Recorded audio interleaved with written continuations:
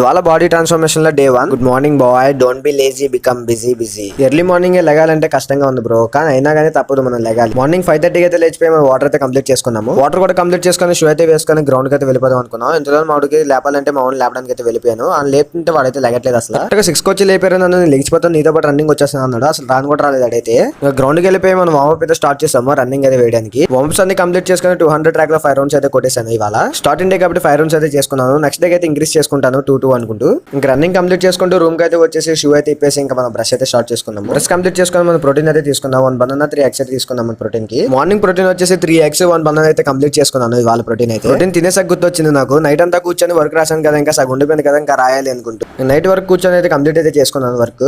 College అలాగో 10 గంటలకు కదా, ఇంకా బోల్ టైం ఉంది, ఫ్రెష్ అవుదామో వద్దు అనుకుంటే ఇంకా హెడ్ బాత్ అయితే చేసుకున్నాను. ఇంకా ఫ్రెష్ అయ్యి వచ్చి మనం ఇస్త్రీ చేసిన కాలేజ్ డ్రెస్ అయితే వేసేసుకున్నాము కాలేజ్ వెళ్ళిపోవడానికి. ఇందుకే మీరు ఎర్లీ మార్నింగ్ ఎన్ని గంటలు వేస్తారో కామెంట్ అయితే చేసేయండి. మళ్ళీ డే 2 లో కలుసుకుందాం. టాటా, బై బాయ్.